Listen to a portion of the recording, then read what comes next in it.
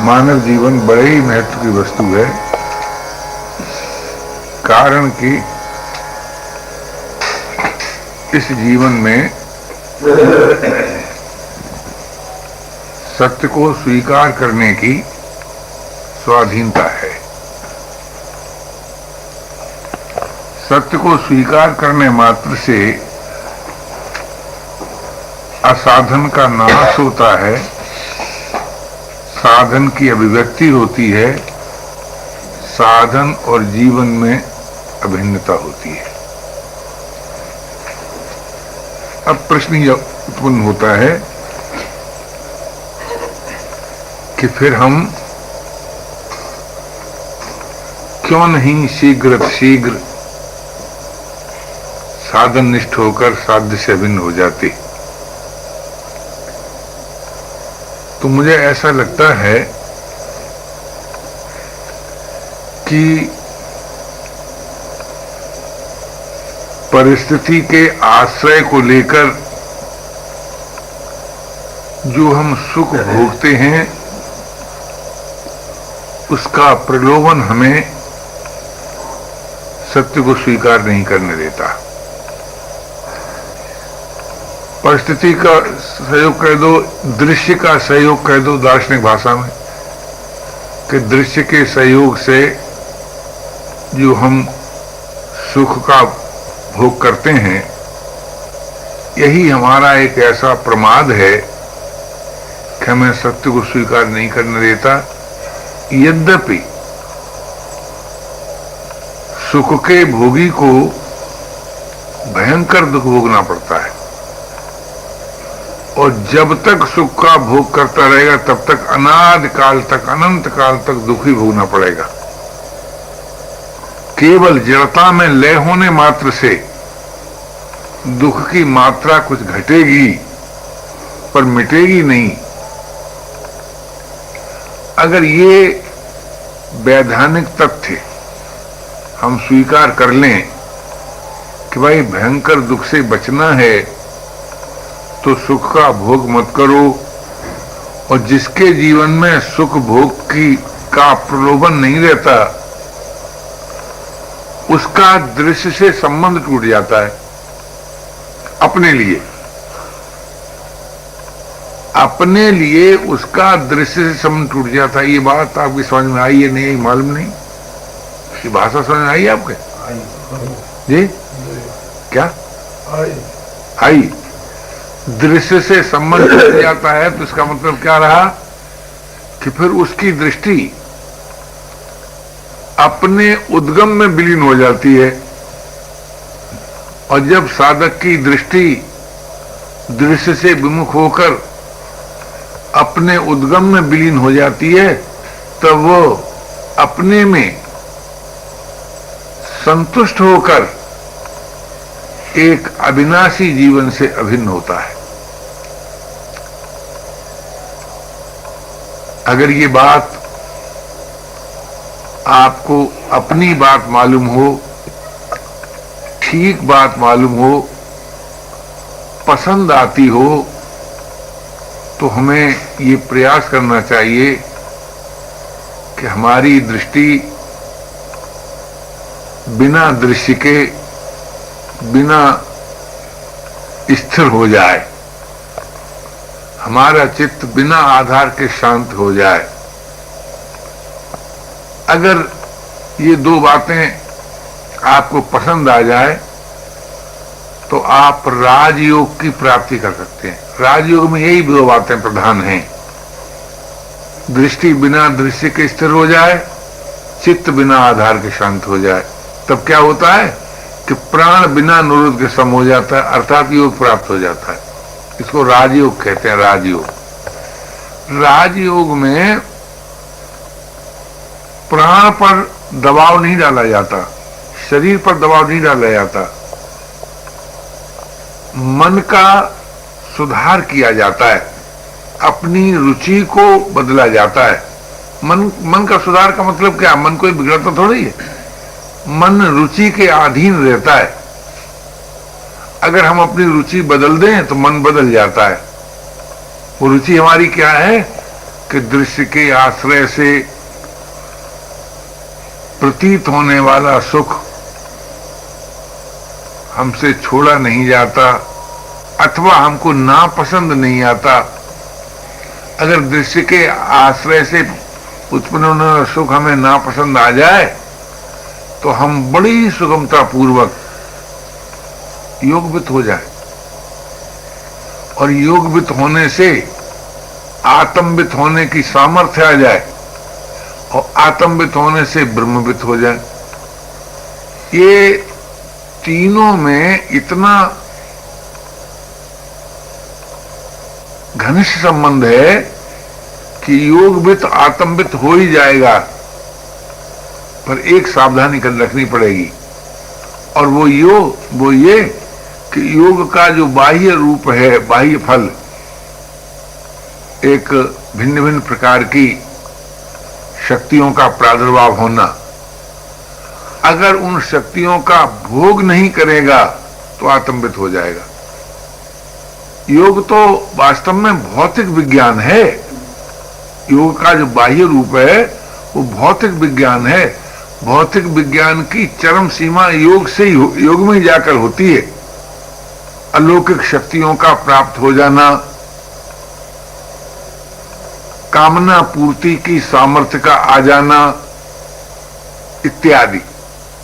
यद्यपि योग का जो उत्तर पक्ष है वो कामना निवृत्ति की प्रेरणा देता है, लेकिन पूर्व पक्ष जो है वो कामना पूर्ति की दिव्य शक्तियों की प्रेरणा देता है, इन्हीं उसे प्राप्त होती हैं। तो हमें किसी प्रकार के दृश्य का सहयोग नहीं चाहिए अपने लिए। अगर ये बात दृढ़ता के साथ हम पसंद कर लें तो वियोग का भय भी जाता रहेगा और नित्य योग भी प्राप्त हो जाएगा। ये योग का उत्तर पक्ष है, नित्य योग प्राप्त हो जाना। योग की से मिली हुई शक्तियों का भोग करना, ये योग का पूरा पक्ष है, उत्तर पक्ष नहीं है। ये पहली चीज है, आखिरी चीज नहीं है। इसलिए योग अनेक प्रकार से बताया गया है। देखिए, जब तक योग का आश्रय मनुष्य नहीं लेता तब तक भौतिक उन्नति भी नहीं होती। निवेदन कर रहा हूं कि भोगी को भी योग चाहिए और विवेकी को भी योग चाहिए और प्रेमी को भी योग चाहिए। बिना योग के उच्च कोटि का भोग भी सिद्ध नहीं होता और बिना योग के विवेक में भी दृढ़ता नहीं आती और बिना योग के प्रेम भी स्थायी नहीं होता। ऐसा विधान मालूम होता है मुझको। तो मैं आपसे ये नम्र निवेदन कर रहा था कि भाई भोग के लिए योग का उपयोग मत करो। अगर हम भोग के लिए योग का उपयोग नहीं करेंगे तो बोध और प्रेम की प्राप्ति हो जाएगी अपने आप, क्योंकि जिससे दूरी नहीं रहती उससे भेद भी नहीं रहता और जिससे भेद नहीं रहता उससे भिन्नता नहीं रहती। तो जो वास्तविक जीवन है या मानव का जो चरम लक्ष्य है उससे दूरी न रहे, उससे भेद न रहे, उससे भिन्नता न रहे, अथवा यूं कहो कि जिससे हमारी दूरी हो ही नहीं सकती, भेद और भिन्नता हो ही नहीं सकती, वही हमारा आपका अपना है और वही वास्तविक जीवन है। तो आप किसी दृश्य से के साथ ये बात नहीं लगा सकते। ऐसा कोई दृश्य आपको नहीं मिलेगा जिससे दूरी, किसी न किसी अंश में दूरी न रहे, भेद और भिन्नता न रहे। क्या राय है? ये बात समझ में आती है? कोई दृश्य ऐसा हो सकता है जिससे सर्वांश में दूरी, भेद और भिन्नता नाश हो जाए? जी, हो ही नहीं सकता। अब देखिए, आप ये बोल रहे हैं अपने अनुभव के आधार पर बोल रहे हैं, ये सीख करके नहीं बोल रहे हैं, ये किसी प्रमाण के आधार पर नहीं बोल रहे हैं। फिर अपने अनुभव का आप अनादर न करें, जिससे हमारी कभी किसी अंश में भी दूरी रहती है, उससे सदा के लिए दूरी हो जाती है। अलग कौन होता है? जो अलग है। मिलता कौन है? जो मिला है। अगर ये बात आपको अपनी बात जच जाए, ये रहस्य स्पष्ट हो जाए कि जो अलग है सोई अलग होगा। और देखिए, इस बात को हम स्वीकार नहीं करते तो क्या होता है? किसी प्रियजन का शरीर छूट गया, अब लोग दुखी हो रहे हैं। अब एक सोचो तो सही, वो प्रियजन का शरीर तुमसे अलग था कि नहीं? गहरी नींद में नित्य अलग होते हैं हम एक दूसरे से कि नहीं? क्या राय है? अलग होते हैं। तो जो अलग है वही तो अलग होगा, जो अलग नहीं है वही तो मिलेगा। तो दृश्य से अतीत जो स्वतः सिद्ध तत्व है, वो कभी किसी से अलग नहीं है। अतः उसी की प्राप्ति होगी। और समस्त दृश्य चूंकि भिन्न है इसलिए अलग होगा, अभिन्न नहीं है इसलिए अलग। देखिए, भिन्नता भी कई प्रकार की होती है। आप विचार करके देखो, कारण की एकता में भी कार्य में भिन्नता हो जाती है। जैसे प्रकाश के बिना रूप नहीं बनता और प्रकाश के बिना आंख नहीं देखती। लेकिन आंख का देखना और रूप, इन दोनों में भिन्नता मालूम होती है कि नहीं जी? लेकिन कारण की भिन्नता है क्या जी? जैसे आकाश के बिना शब्द नहीं बनता और आकाश के बिना आपका कान सुन भी नहीं सकता, ये नियम है। तो मैं ये निवेदन करता था कि संसार में जो एक तो भिन्नता इस प्रकार की है कि कारण की तो एकता है, कार्य में भिन्नता है। क्योंकि आकाश ही कारण है शब्द का और स्रोत का, है? जल ही कारण है रस का और रसना का। इस प्रकार आप देखेंगे कि सृष्टि में जो भिन्नता है वो कारण की एकता को लेकर के, कारण की एकता होने पर भी भिन्नता है। और हमारे जीवन में जो भिन्नता है, मालूम जो होती है कि हमारा जीवन कब मिलेगा, हमसे अलग है, वो विस्मृति की भिन्नता है, वो भूल जनित भिन्नता है। भूल जनित जो भिन्नता है वो भूल रहित होने पर सदा के लिए मिट जाती है। विस्मृति से जो भिन्नता है, जो दूरी है, वो स्मृति से मिट जाती है। तो हमें जो चाहिए, हमारा जो अपना है, उसके हमारे बीच विस्मृति की भिन्नता है, भूल जनित भिन्नता है, स्वरूप से भिन्नता नहीं है। हमें जो चाहिए वो हम ही में है, हम उसी में हैं। स्वरूप से हम एक दूसरे से अलग नहीं हैं।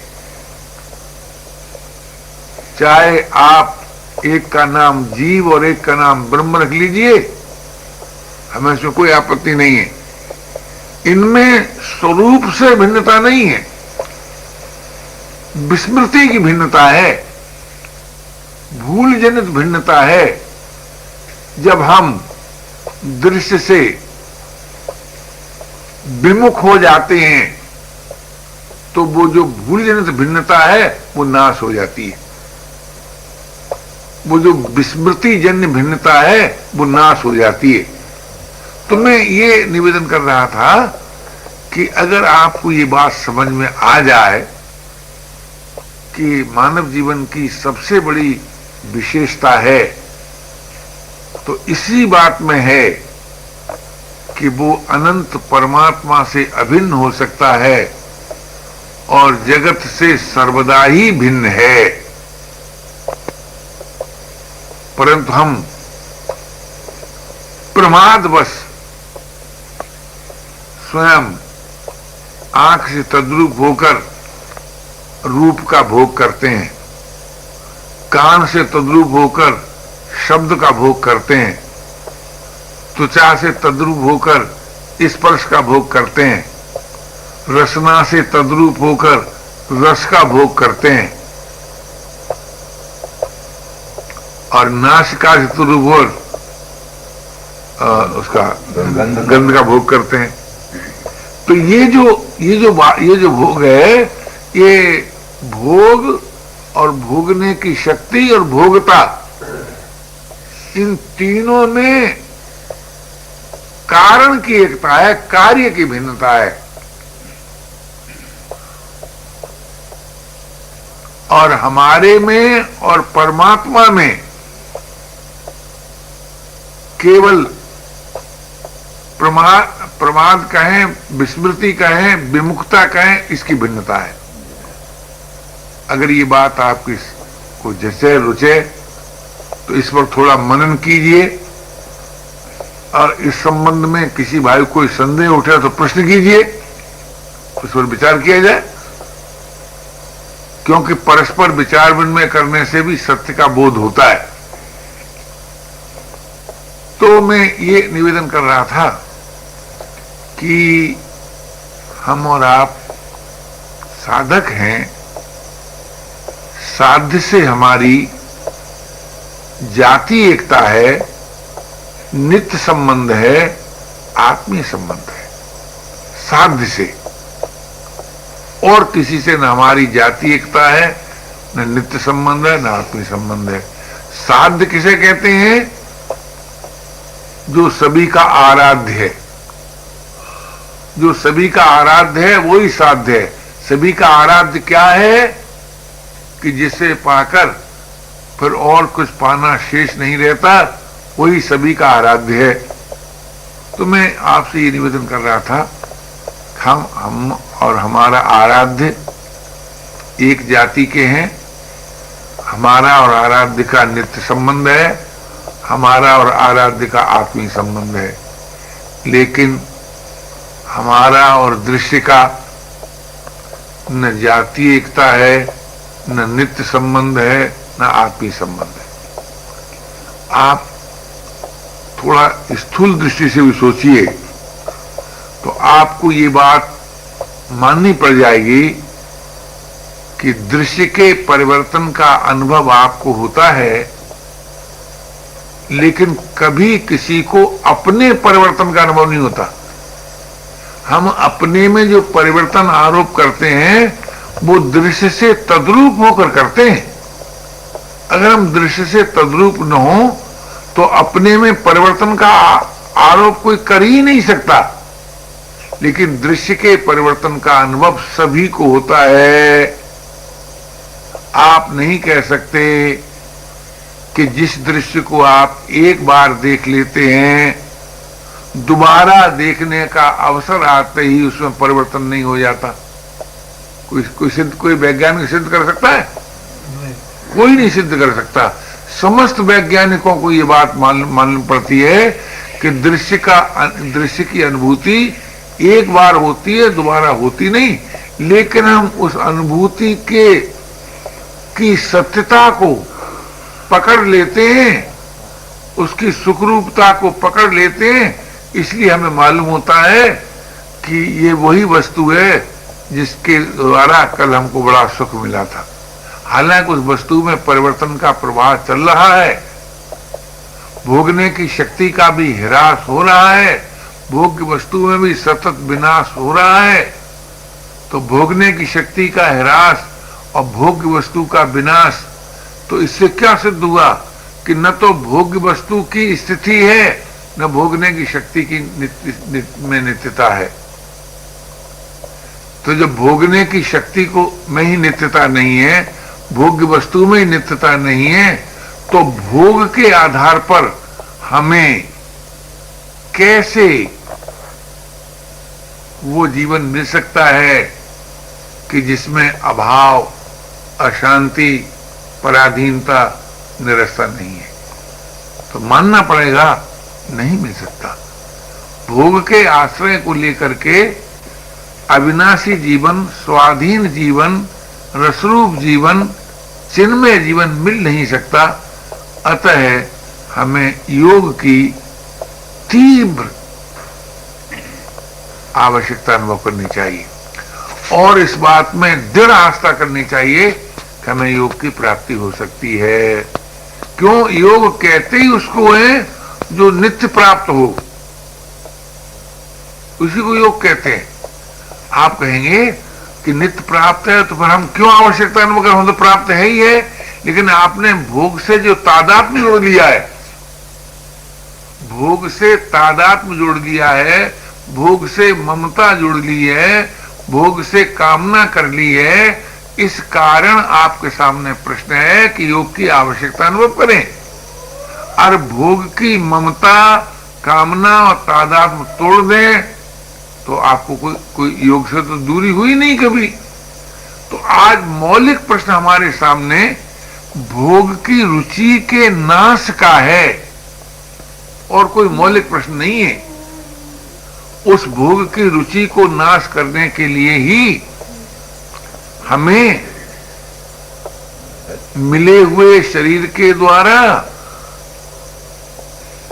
परिवार की, समाज की, संसार की सेवा करना है। भोग की रुचि है, भोग नहीं करना, सेवा करना। सेवा क्या है? सेवा में दूसरों का हित निहित होता है, भोग में अपना सुख निहित होता है। तो हम अपने सुख के लिए मिली हुई वस्तु रूपी शरीर का, योग्यता का, सामर्थ्य का उपयोग न करें, अपितु परहित के में मिले हुए शरीर का, योग्यता का, सामर्थ्य का उपयोग करें। ये मिले हुए दृश्य का, प्रतीत होने वाले दृश्य के का परस्पर एक सहयोग है, निर्वाह। शरीर और संसार का परस्पर निर्वाह सिद्ध हो जाएगा अगर इस नीति को आप मानेंगे। और अगर सेवा के फल में भी आपको अपना ही सुख चाहिए तो ये बात नहीं होगी कि सेवा और त्याग से आपको प्रेम तत्व की प्राप्ति होगी। और प्रेम तत्व की प्राप्ति से ही आपके जीवन में पूर्णता होगी।